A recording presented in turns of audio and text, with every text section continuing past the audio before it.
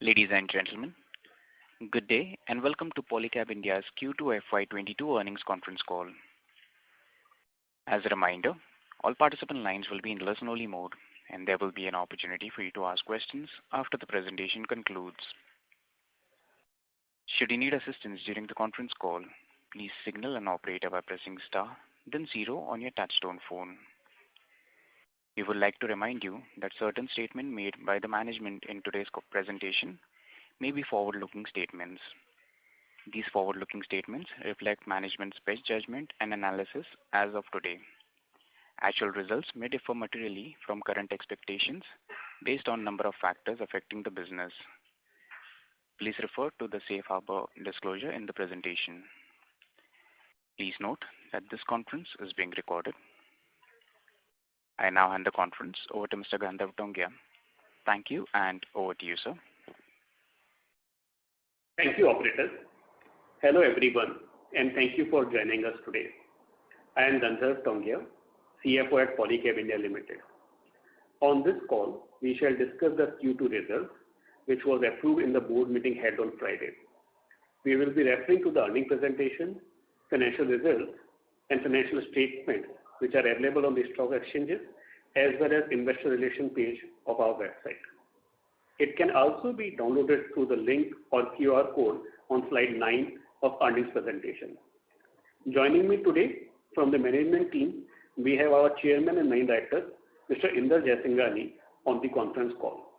As always, I will request Inder Bhai to share his thoughts before moving on to the presentation. Over to you, Inder Bhai. Good afternoon, everybody. We have healthy Q1. A robust sales growth was underpinned by the market share gains across categories.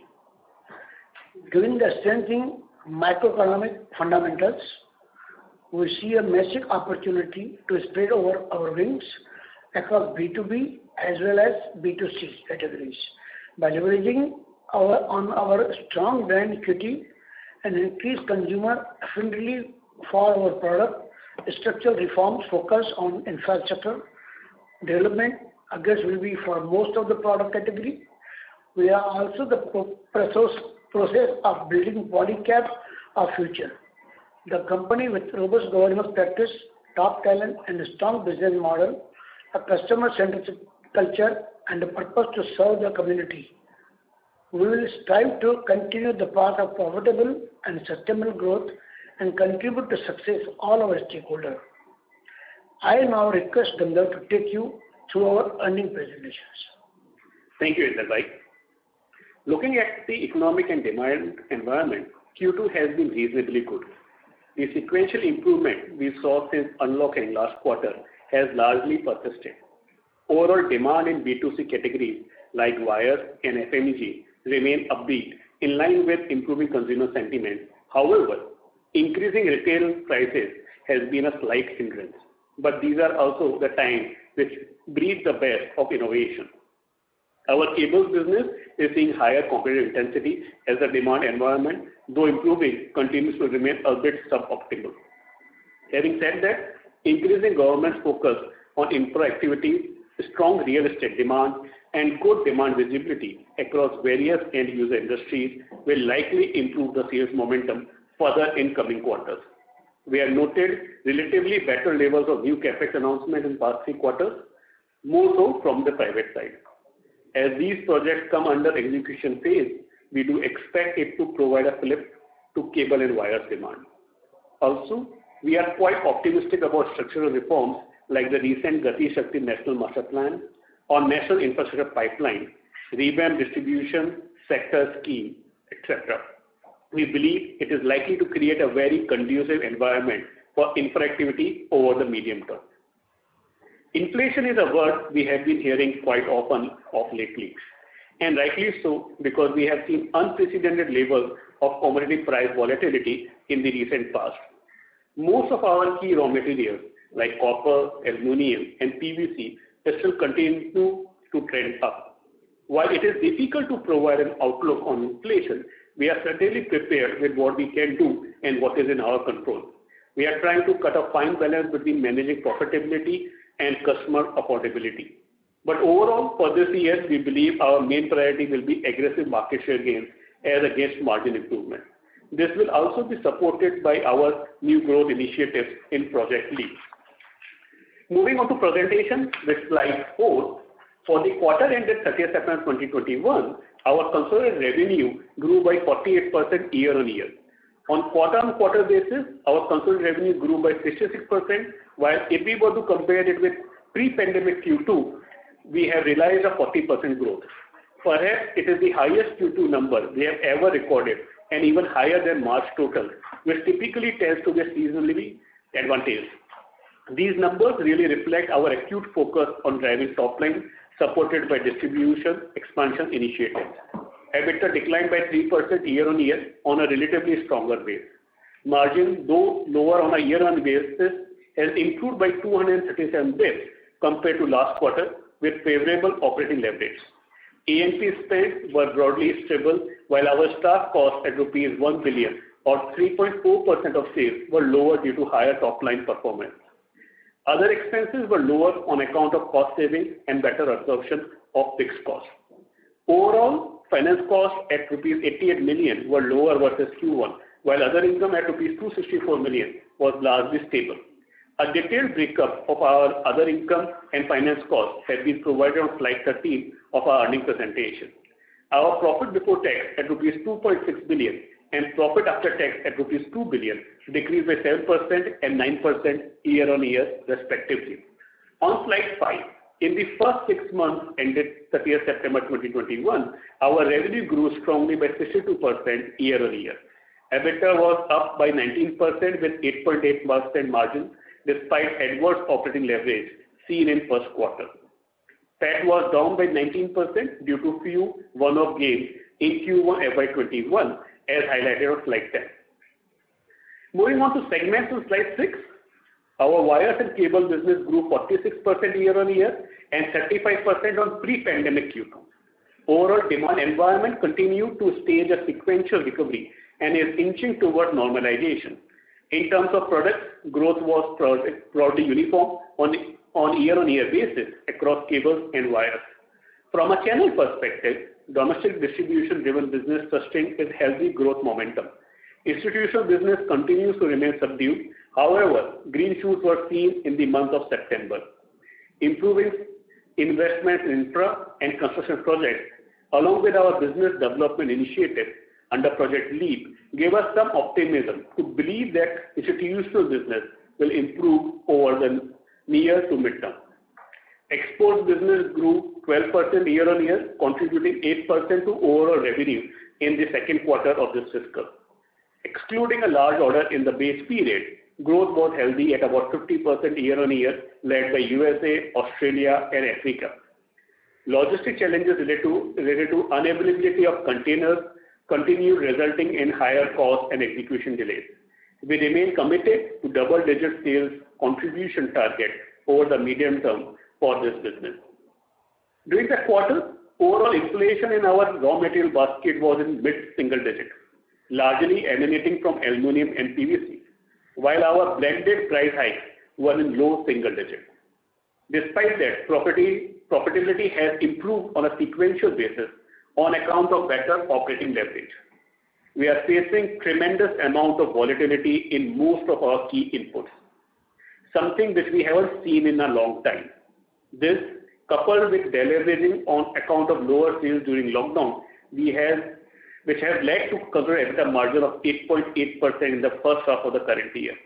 This is of course lower than what we believe is a sustainable range. However, with improving demand environment, we are hopeful of a better second half for both top line as well as bottom line. For the full year, we may be around the lower end of the normalized range. Having said that, as things normalize towards the end of this year, we do believe there is a potential upside to improve margins in the coming years.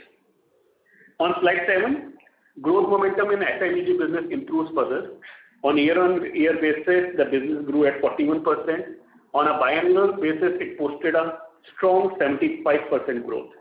While improving consumer sentiment helps, the strong performance was amidst an otherwise challenging environment marked by raw material inflation and seasonality.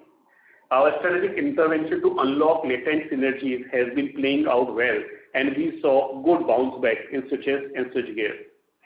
Fans, which is our larger business, was affected during the quarter on account of seasonality. Lights, conduit pipes, and pumps business posted healthy growth, while other businesses, including switchgear, solar, and water heaters, were about 2x on last year's base. Customer centricity and proactively engaging with influencers remain an important focal point to drive long-term saliency of projects of Polycab brand. CRM tools are being augmented to increase GTM efficiency, improve data analytical capabilities, and drive meaningful innovation in the market. Profitability has improved sequentially on account of improved operating leverage, pricing actions, and premiumization, despite severe input cost inflation and higher A&P spend.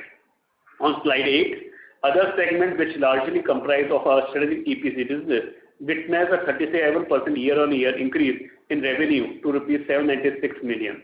EBIT stood at rupees 145 million, up by 58% on a year-on-year basis. The copper segment, as disclosed in financial results, largely reflects Riker base, which is our wholly owned subsidiary. While the revenue grew by 83% year-on-year, the utilization levels of our Riker plant continues to remain relatively low, as the capacity is higher than our internal consumption. Having said that, we'll continue to explore various options in terms of increasing external sales, strategic partnerships, etc., to optimize production costs and improve operational efficiency, and thereby improving our returns. On to balance sheet side, our fundamentals continue to remain strong. Net cash position has increased sequentially to rupees 8.7 billion. Debt to equity ratio is comfortable at 0.05x. Working capital days have improved compared to March and June. We will continue to calibrate this going forward. On slide 16 and 17, we had introduced Project LEAP in our Q4 results around mid-May and are happy to share some more progress updates today. For the benefit of everyone, Project LEAP is a multi-year program that includes a range of strategic themes and initiatives focused on growth, profitability, and long-term capability building for the organization across B2B and B2C businesses, with the goal of achieving greater than rupees 200 billion or rupees 20,000 crore sales by fiscal 26. We have partnered with global management consulting firm BCG, who will help us drive this transformation. We are about 6 months into the project and things are progressing well. In order to build off this early momentum and set up for long-term success as the program broadens in scope and execution, we have set up a transformation management office comprising people with diverse knowledge and capabilities across our business and functions, and who will be fully dedicated to and accountable for the success of this program. We are creating internal KPI dashboards that start from the top and cascade down the organization, putting in place this structured and rigorous system to measure and track progress will allow us to provide you with regular updates on actual performance of the program's initiatives versus our targets. This will also enable us to be agile as we execute, continuously measuring impacts, evaluating performance, and repivoting early as and when appropriate. While we are still in the very early stage of the program and a number of things are in planning stage, we have launched execution for some key work streams and are already seeing quick wins being realized that put us in a strong position for the months ahead. We are excited to share some specific details on some key themes of the transformation program and our progress to date as follows. Firstly, on organization structure, we have identified a set of mission-critical organizational enablers that will be core to successfully executing these initiatives and delivering our goals over the long term. One of them is recruiting and retaining best-in-class talent. We have recently hired for several senior positions in the digital, supply chain, HR, and businesses. We are delighted to have Vivek on board as Deputy Managing Director. He is an industry veteran with over 35 years of rich corporate experience and extensive knowledge spanning across consumer, electrical, and durable sectors. We also have Vipul Agrawal joining us as Executive Vice President, Supply Chain. We are excited to have these new members of the team on board who help drive this exciting upcoming journey for Polycab and extend our good wishes to them. To sum it, we have started investing and aligning our organization structure, which will enable us to realize our aspiration with robust governance and clear accountabilities. The second area is go-to-market. We are currently conducting a nationwide reach analysis, having already mapped over 600 districts to identify gaps and potential opportunities to expand our distribution reach and drive growth for our business. Distributors and dealers are being appointed in new towns as we significantly step up the pedal on expanding our distribution infrastructure. For example, in our wires business, if we just look at the last 3 months versus the second half of the last year, the average pace of new dealers and retailers addition every month has doubled. But we are not just focusing on a numeric increase in distribution. We are also putting in a lot of effort and building capabilities to fundamentally change the way we used to operate. We are doing this by focusing on secondary sales rather than conventional primary sales-driven approach. At this point, despite being a distributor-driven sales model, we have reached a stage where we are able to track over 60% of secondary sales in B2C business and nearly 40% in B2B business. We are also strategically reorganizing sales teams in every cluster as well as bolstering them with new business development support teams in order to improve our connect with end users and know the customer needs better. This will certainly provide long-term tangible benefits as we inculcate a customer-centric approach throughout this hierarchy. Our dealers and distributors are one of the crucial enablers of our growth. We have always believed in growing together and for multi-generations. Along these lines, we have now created a robust process framework that will help us identify the right partnership with common goals. It will also ensure these partners can earn optimal returns on their investment. Third priority is portfolio optimization. We are conducting an important exercise to map our portfolio versus customer needs as well as current market offerings. The insights from this exercise are providing us strong clarity and focus on where to play and what to offer, right portfolio line structure in order to deliver on our growth ambitions. We have identified several white spaces in the economy as well as premium segments that need to be addressed. This is more relevant in current times when inflation has shifted price brackets and changing dynamics of customer affordability. Accordingly, we have done the background work at design and production level, and we will be launching several new products at distinct price points in coming quarters. Augmenting our brand architecture in B2C business goes in parallel to this exercise. Currently, the focus is on improving brand appeal through targeted branding initiatives, but we will also introduce new sub-brands in select segments during the current year. We have also commissioned multi-year brand intelligence studies, which will help us shape our brand architecture and energize new product innovation. Lastly, on digitalization. Currently, our key focus is to augment customer relationship management or CRM architecture. Data analytics will play a vital role in our journey, and hence we are revamping processes and software which will help us improve data management and maintenance for better assessment of competition, improve our win ratios, and enhance overall sales force productivity. We are also delayering IT infrastructure in B2C business for seamless integration for primary and secondary, which will enable better servicing of customers and outlets and provide increased demand visibility. Project LEAP is a long-term transformational program, and the initiatives we have designed will take some time to deliver results, but we are excited by the strong and sustainable value they can create in the long term for our shareholders and broader set of stakeholders. We look forward to engaging with you along this journey and will aim to share similar periodic updates as we continue to make progress towards our long-term goals.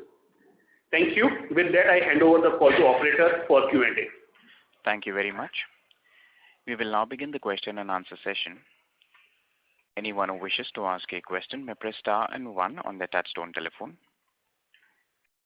If you wish to remove yourself from the question queue, you may press star and 2. Participants are requested to use handsets while asking a question. Ladies and gentlemen, we will wait for a moment while the question queue assembles.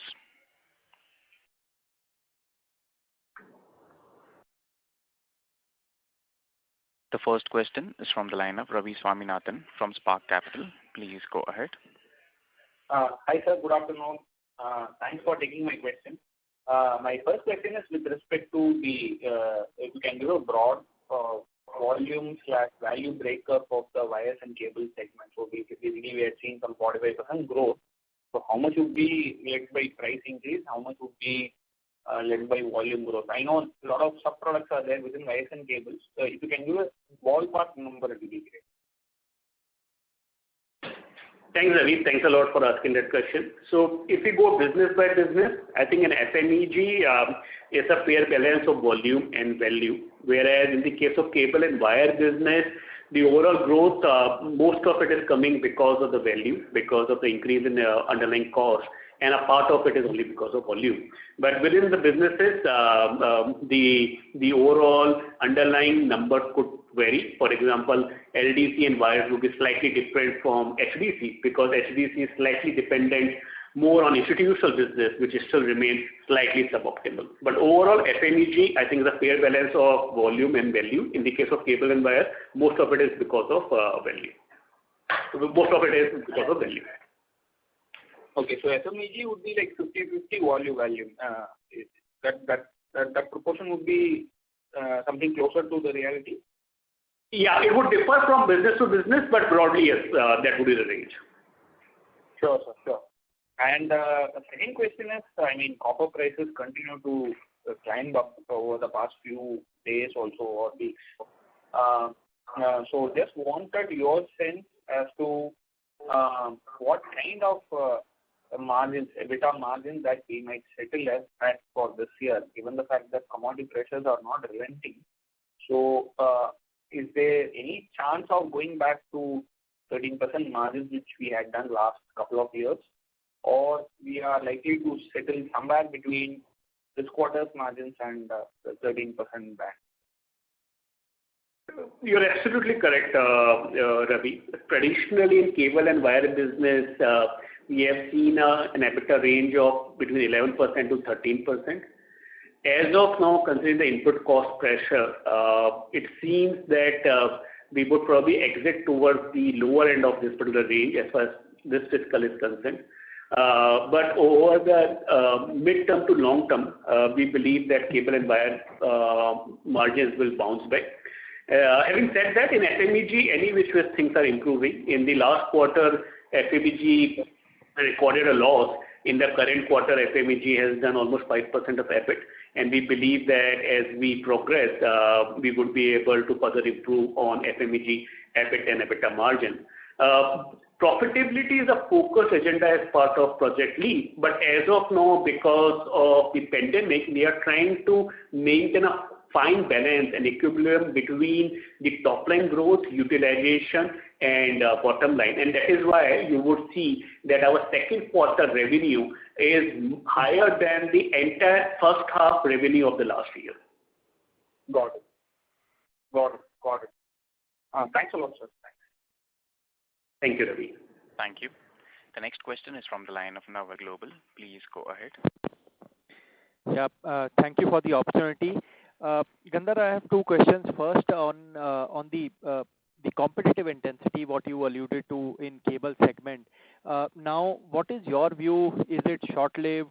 Can this get extended to next? So any thoughts there? Because that will also define your margin improvement trajectory as well.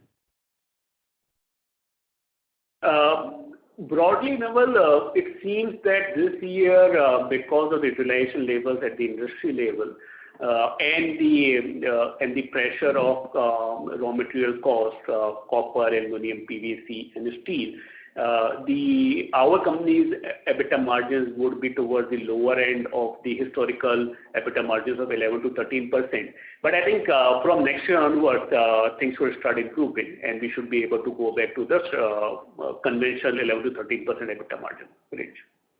And the recent new projects which have been announced, more particularly from the private side, would also help us in improving the execution and profitability, both at the industry level as well as at the company level. And this competition is from small regional players or from larger players? Because if capacity utilization is low, commodity is hitting, so I would imply that your smaller players in the industry will get evaporated. I mean, they cannot manage this kind of cost inflation, unlike what a company at your level can. Absolutely. I think it's a fair observation. I think the largest players are able to improve their performance in these challenging times. The unorganized players are generally finding it difficult to survive, more particularly because of availability of credit and higher input costs. So predominantly it is competition among the large organized players. The unorganized players are not necessarily are able to play any active role, at least in the current times. Sure. And second question is on supply chain slash procurement. Have you made any changes for procuring future, copper in order to safeguard yourself with continuing inflation, or everything remains unchanged as we are operating right now? So on supply chain, I think there are two aspects. One is availability and second is pricing. Because of our long-term association with our vendors, predominantly the international one, we don't necessarily see any major challenge in terms of availability, and we remain probably number one customer for most of our vendors and the largest customer as well. On pricing, any which ways, the industry has evolved over the period, and there are standard processes which have been put in place at the industry level. Most of these are linked with the international indexes. For example, in the case of copper, it is linked with LME, and I think most of the players are continuing to get guided by that established mechanism of pricing. Sure. And last question is on FMEG. Now there's an increased focus on premiumization as well. So any target on what can be the revenue contribution, like you always give on exports? Anything on premiumization in terms of FMCG? What can be the total eventual contribution to revenue, say, if not in a year's time, but 2 to 3 years down the line? And this is a great question. We are also internally deliberating and discussing about it. We are clear that premiumization is going to be one of the strategic levers to improve. One is our presence. Second is improve profitability. But I would probably like to park this particular question for the year end. By then, we would have matured thought process in place under Project Leap, and then hopefully I would be able to give quantified target. But this remain a very specific target and focus area for us at Polycab. Sure. Thank you and all the best. Thank you, Nawal. Thank you. The next question is from the line of Chintan Sheth from Samiksha Capital. Please go ahead. Thanks, brother, for the opportunity and congrats on the very decent numbers given the circumstances.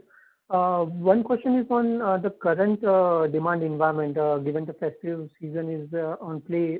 What kind of pricing pressure or competition we are looking at, specifically on the distribution B2C side of the business? So overall, the environment has improved. The customer sentiments are positive because of vaccination drive, unlocking, and festival season. On the B2B side, I think government focus on infra plus structural reforms are helping. In terms of B2C business, we have been able to pass on almost all the cost increases. In the traditional cable and wire business, we have not been able to do that. But it seems that as we proceed in this year, we should be able to pass on most of the increases. You know this business model already. Generally, for the distribution business, the list price is revised once in a month, generally in the first week of the month, on the basis of copper, LME, and foreign exchange rate between USD and INR of the previous month. And most of the players are following that. At times, there is a bit of a lag, or at times, because of competitive intensity, you are not able to take the complete price hike. But over the period, generally, the companies are able to pass on the cost increase or decrease to the customer. But are we seeing any demand pressure because of the sudden, continuous price hikes in the distribution side? Are we seeing end consumer demand to getting deferred because of the increase in prices? So it depends on the sentiment and the perception. At times, the customer feel or the end customer feel that the copper price will go up in the next month, and that is where they'll probably prepone the procurement. Or if their view is vice versa, then they'll postpone the procurement. Generally, on analyzed basis, it doesn't have any significant impact. As of now, it seems that it will not impact the larger players like us, but the smaller players probably will struggle to maintain their profitability and top line. Right. And lastly, on the Silvan side, any update you want to provide? How things are scaling up there after the acquisition? So we have formed a correct team to integrate Silvan with our IoT offering. We have already completed our 100 days execution of the plan. Now, between now and the year end, our objective is to integrate the traditional FMEG business with the Silvan IoT business so that we can provide it to our customer as service, and home brand will be a key aspect of this overall offering. I think from the next year onward, we should start getting some visibility on the business in terms of numbers. This year will be probably more on preparing for the growth and finalizing our GTM and related activities. Right. And lastly, if I can pitch in, the copper segment, because it's very difficult to predict the quarterly numbers. If you can just guide us, how should we look at both on revenue and profitability point of view? Riker is our wholly owned subsidiary, and what do they do is just toll the copper cathode into copper rods, and copper rods is of course then used for manufacturing of cables and wires. As of now, we are using broadly 1/3 of the installed capacity, and that is where this particular capacity is underutilized. We are exploring ways and means to either improve the capacity utilization by improving the internal consumption, or looking for third-party tie-ups through job work or other arrangement to improve the margins and cost of operations there. And we should look at it as like a natural extension of our cable and wire business, where instead of procuring copper rods, we have decided to procure copper cathodes, and we are trying to convert it in and out. Right. Right. But no broad guidance. How should we look at for the full year in terms of run rate on revenue side? I think difficult to comment because its utilization is significantly lesser than what otherwise we would expect considering the installed capacity. But as I mentioned in my opening remarks, we'll continue to explore ways and means to improve the profitability. We as a business, what we need is a good quality copper rod, and that is where this particular unit is helping us. But we'll continue to explore ways and means to improve the utilization and improve the return ratios emanating from this particular unit and the copper segment. Sure, Gandharv. Thanks and all the best. Thank you. Thank you very much. Thank you. Ladies and gentlemen, in order to ensure that the management is able to address questions from all participants, we request participants to please limit their questions to 2 per participant. Should you have any follow-up, may we request you to rejoin the queue. The next question is from the line of Pritesh Chheda from Lucky Investment. Please go ahead. Sir, I have one question. With respect to this 600-700 basis point erosion in gross margin that we see, just wanted to understand what is the lag in terms of the price increases that we have taken, and what are they in the wires and cable side, and what is the extent of the raw material price inflation for you, if you could give us maybe on an overall basis. And usually in our past instructions or communications, we always mentioned that the copper and the pricing is back to back. So just wanted to reassess why this 600-700 basis point of deviation, and is it that we need to take another 7% price hike to offset it, or where are we on that cost curve vis-a-vis the price curve? Thank you. Thanks a lot for asking this and highlighting.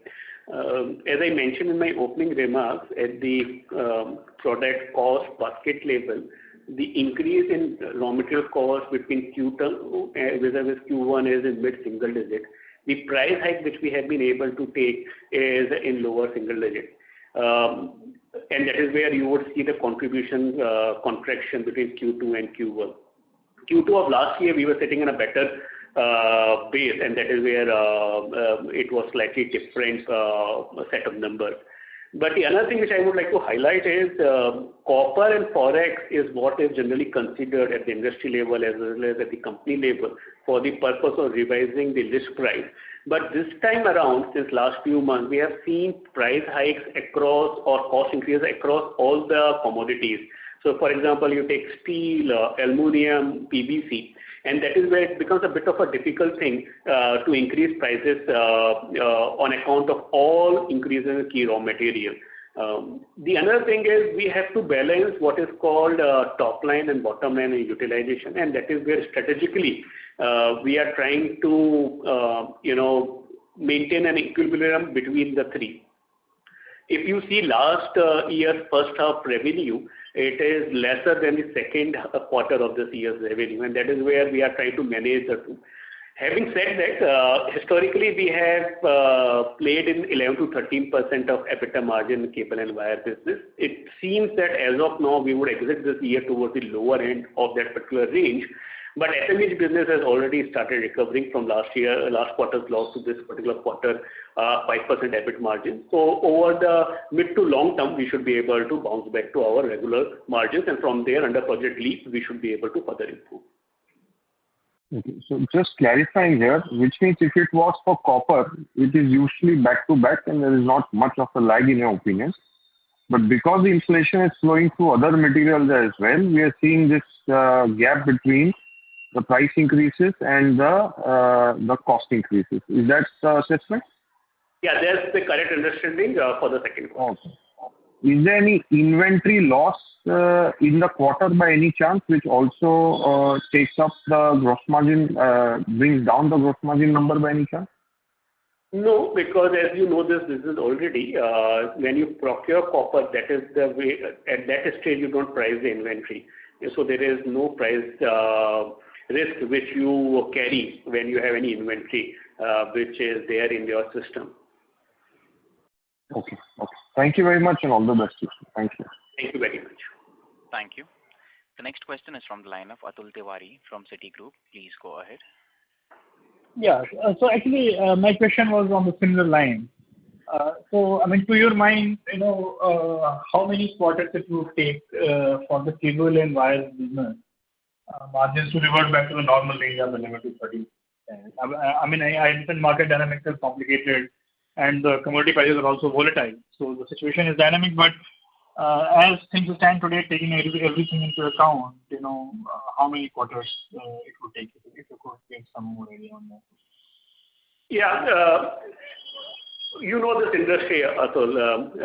Whenever there is an increasing trend in commodity prices, that is where at times there is a slight impact on the EBITDA or contribution margin, and whenever it's a decreasing trend, it positively contributes to contribution margin and EBITDA margin.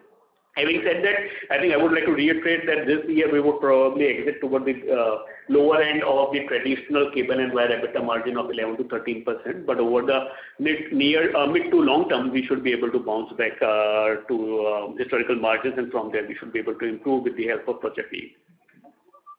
Okay, thanks. Thank you. Thank you. The next question is from the line of Manoj Gori from Equirus Securities. Please go ahead.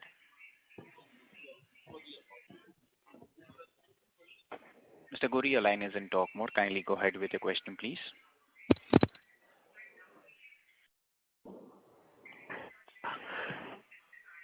Hello. Yes, sir. Please proceed with your question. Yeah. So, sir, first of all, congratulations on good top-line performance during the quarter. Secondly, if you look at what I'm trying to understand is what's happening on the cable side. And obviously, in the opening remarks, you sounded very optimistic on the mid to long-term growth prospects. But when do you see the demand to normalize in volume terms, and how do we see from next 3 to 4 quarters point of view? Thanks, Manoj. Thanks for highlighting and complimenting us on our performance. I think as of now, give and take few basis points here and there, we are already at pre-pandemic levels for most of our businesses. And we believe that because of positivity in the customer sentiment, unlocking festive season, and push by the government and increasing private capex. The second half is going to be better than the first half, both in terms of top line performance as well as bottom line performance. Right. Right. So in this case, when you say like you would be delivering somewhere around 11%, 11 to 13% lower range, lower end of the range. So by and large, we should be back to normalized margin level. Is this assumption right? Yeah, we should be able to touch that in the midterm, and from there we should be able to improve under Project Leap. Right. And sir, can you throw some light, like any developments or any progress on the export side, like how things are panning in US and the other markets where you are trying to set up the similar kind of distribution model? That would be my last question. Thanks, Manoj. So export, as you know, remain our focus initiative. We have been able to develop several products which comply with the local jurisdiction requirement, for example, for US, for Australia, in certain cases for EU. We have also identified dealers and distributors in few geographies, and they would help us in expanding our local presence. We believe that exports would continue to increase in the near to midterm, and we should be able to get at least double-digit contribution from exports to our top line.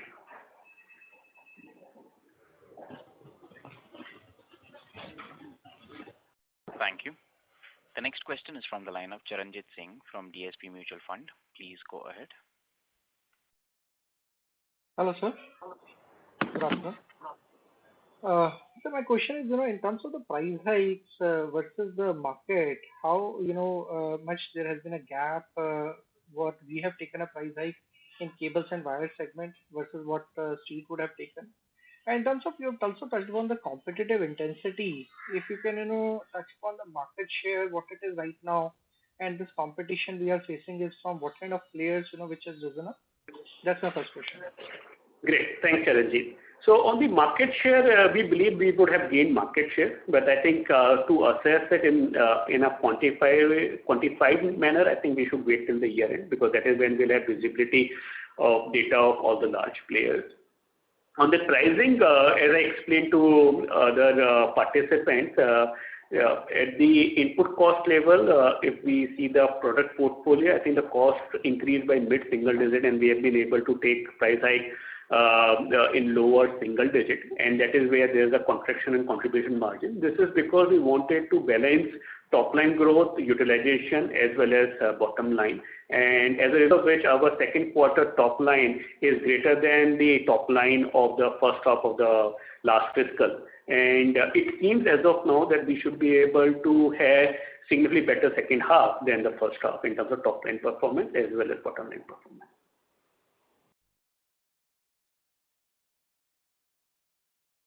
Okay. So my next question is on the FMEG segment. In terms of the price hikes, especially in FMEG, what's the quantum there we would have taken? And secondly, in terms of scale up in the fans category. Sorry, Charanjit, operator, I think we lost Charanjit. Mr. Singh, if you can please repeat your question. Hello, can you hear me, sir? Yeah, please go ahead. I would just request you to please repeat your query. Sure. Yeah. So on the FMEG segment, if you can highlight, what are the price hikes we have taken on that front in different categories?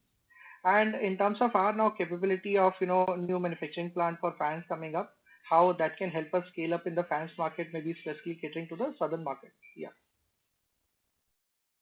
So in the case of FMEG, we have been able to increase our prices in line with increase in the input cost, and partly we got benefit from operational efficiencies which we have unlocked as part of Project Leap as well as Project Udan. The new capacity which is expected to commission in the current year would help us in improving our reach. We firmly believe that we can be top 3 player in the fan business, and that is where this new facility will help us in getting into the top 3 position. Okay.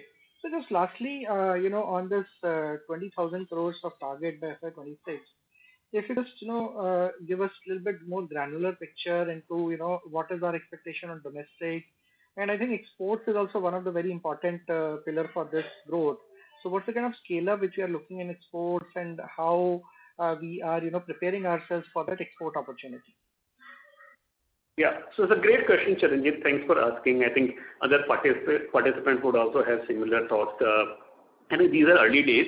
We have a broad roadmap for 20,000 crore rupees available as of now.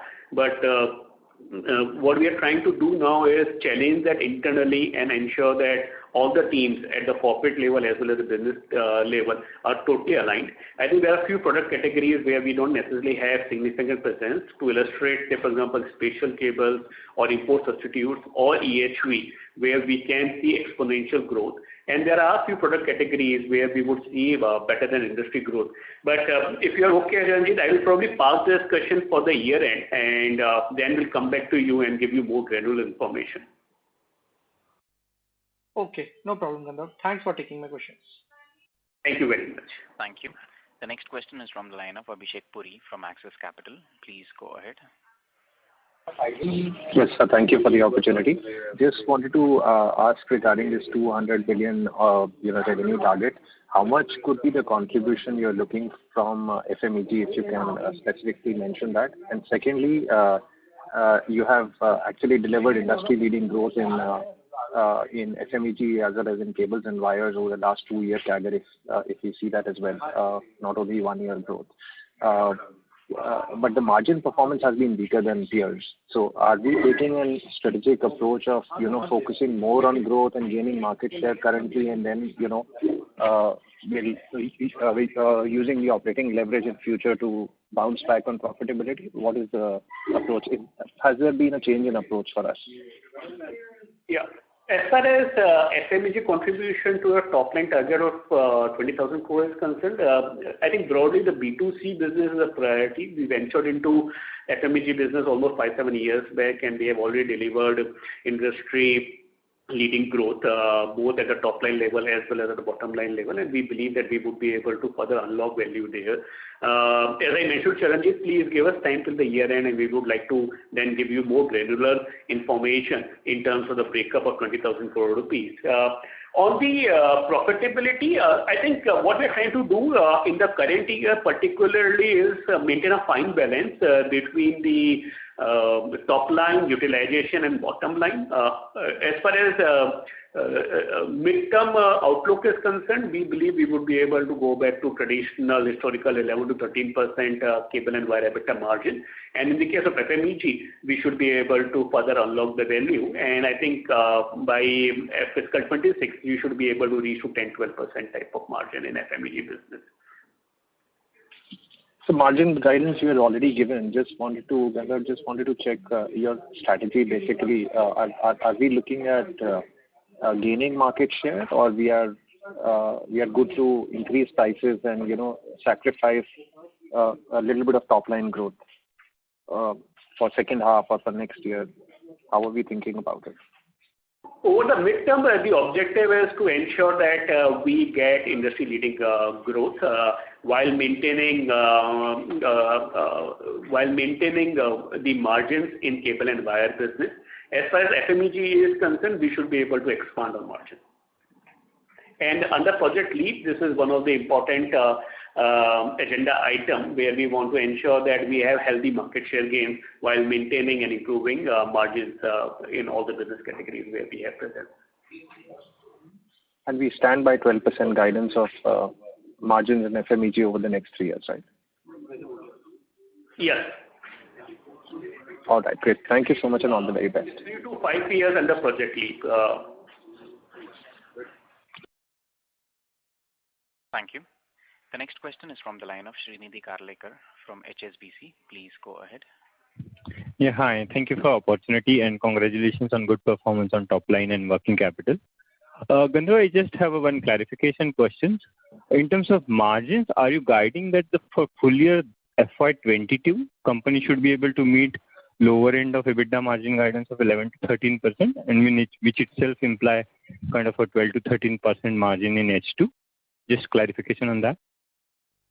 So the guidance is for the second half that we should be on the lower end of the margin. It's quite possible the aggregated 12 months number is slightly lower than this. But these are, interesting times. We will try our level best to improve on margins, but as of now, if we were to give guidance, my guidance is that second half we would be more towards the lower end of the margin. Fair enough. And midterm guidance doesn't change at all, right? Whatever you endeavor under your long-term planning as well as short-term, that doesn't change with what commodities have changed, right? Yes, absolutely. Okay. And the last one, if I may, there's a very good improvement on inventory. Just want to know, is it a structural improvement that you wanted to do, or is it just that the growth at the latter end of the quarter surprised and that's why it is lower than optimum? How should one read that? It just appears like a very good improvement on inventory side. Is it something we targeted, or is it just an outcome of a growth latter half of the quarter? Yeah? Inventory is a focus agenda, and we are trying to optimize. We have to do two things. One is we have to ensure that for the purpose of growth, our channel partners are able to get our supplies almost immediately, and that is where we have to maintain finished goods inventory at the right places across the country, whether it's depot or regional warehouse or the manufacturing location. The second aspect of it is optimize so that our inventory carrying cost can be reduced or it can be within the acceptable norms. And this is what we are trying to do throughout the year. Recently, we have strengthened the team. We have hired resources from leading companies in our supply chain, and we believe that there is a scope for improvement on inventory, more particularly on RM and semi-finished goods level. As far as finished goods are concerned, we'll probably have to continue to carry inventory to ensure that we are able to meet our expectations in terms of availability. And this is the result which you can see in the second quarter, where the inventory levels have significantly reduced from the first quarter. Yeah, great. And Gandharv, is it fair to say that relatively higher inventory on the raw material as well as semi-finished good is in a way cause of relatively higher volatility on margin? Is that fair to say? If your raw material and semi-finished good inventory comes down with your targeted programs, is it fair to assume that your probability your margin would be less volatile?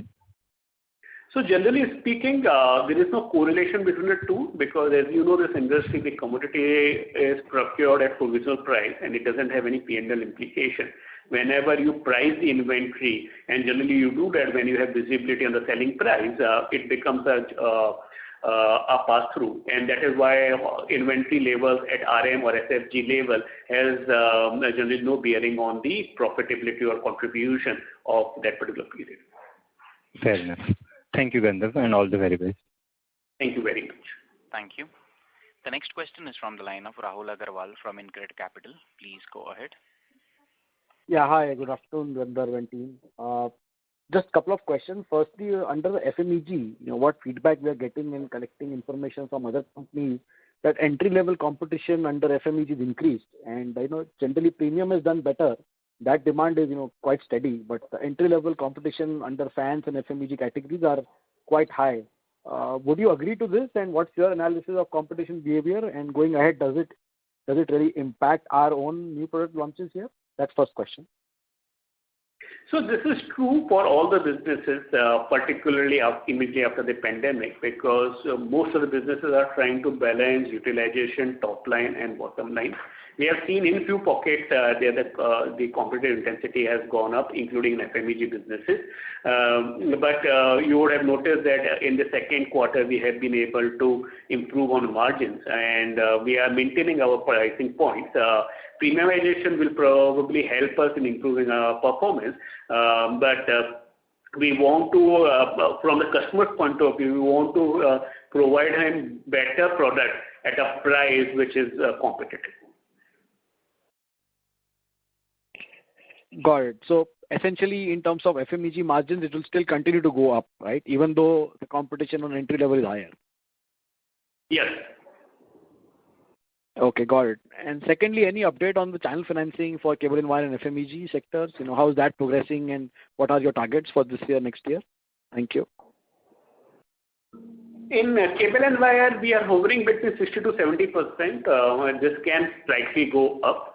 As far as FMEG is concerned, we are, depending on the business, we are between early 30s to late 30s, and we can take it up at least to 50%, and we are hoping that we should be able to do that by the end of the current fiscal. Okay, perfect. All the best. Thank you so much for answering my questions. Thank you, Rahul. Thank you. The next question is from the line of Venkat from 3 Sigma Financials. Please go ahead. Thanks for this taking my question, and congratulations on good set of numbers in a challenging time. The first question I wanted to ask is, are we having e-commerce sales? And if we are having e-commerce sales, are the margins very different? We don't have traditional e-commerce presence as of now. So, for example, we have the online e-commerce players. Through that, we don't have any significant presence. We have taken some baby steps in last 10, 12 weeks, but it will take a while to reach to a level which is acceptable from a brand and a company like us. But having said that, in our traditional cable and wire business, 70 to 80% of our dealers and distributors place orders through our dedicated app, and to that extent, we have online channel available for them. On the e-commerce business, the way it is generally constituted and understood, we believe that we should be able to make a significant growth in next 5 years under Project Leap. And I was looking more from FMEG actually. Yes. Our target is to get to 10% e-commerce contribution to our top line under Project Leap. And you are absolutely right that it has more meaning associated with B2C business, and that is where in the past not necessarily we have taken adequate amount of steps, but in last few months we have done a bit of work. We have hired resources with right set of talent. We have invested on technology and having the right sort of IT enablers, and we expect that from next year onward we should be able to get some results out of it which are meaningful.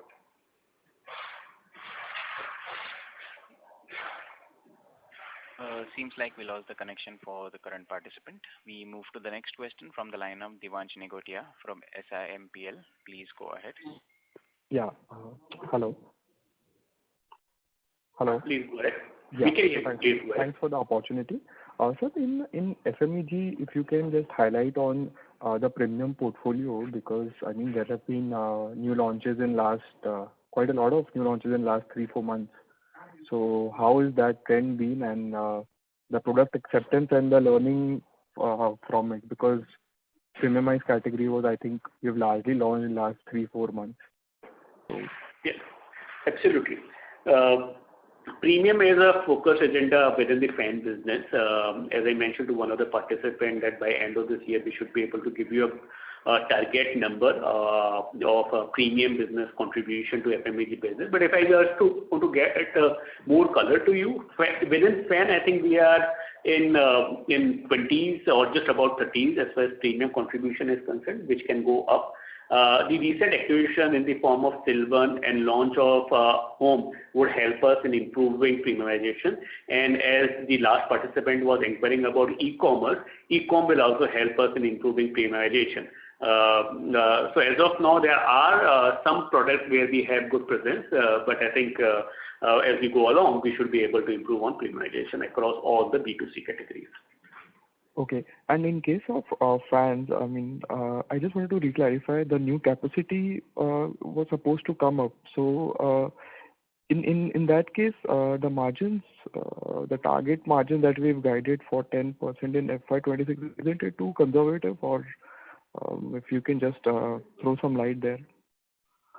Yeah, so fan capacity will be operational in the current fiscal, in the second half of this year. And as far as margins are concerned, the guidance is that we should be able to touch almost 10-12% in 5 years from now. And that is where you would have seen that the second quarter of this year, our EBIT margins are significantly better than the first quarter. Okay. And directionally, if you can just throw light on other FMEG products other than fans, how things have been in lights and smaller products like appliances and pumps also. So across all business categories, we have been able to record a decent amount of growth. Fan was slightly impacted because of seasonality, but light, conduit pipes and pumps recorded a healthy growth. And if I talk about the smaller businesses, for example, switchgear, solar and water heater, they were almost 2x of the last year's base. Okay. Thanks a lot, sir. Thank you very much. Thank you. The next question is from the line of Sandeep Jain from Aditya Birla Capital. Please go ahead. Mr. Sandeep Jain, your line is in talk mode. Kindly go ahead.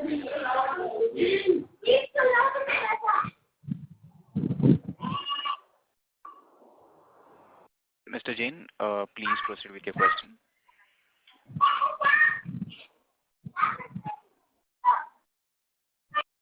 As there is no reply from the current participant,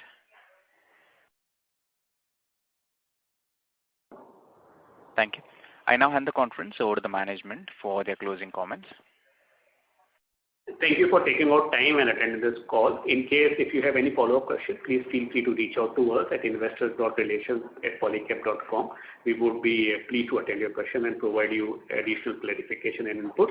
With that note, wish you a very happy Diwali and please stay safe and healthy. Thank you. Bye-bye. Thank you. Ladies and gentlemen, on behalf of Polycab India, that concludes this conference. Thank you all for joining us, and you may now disconnect your lines.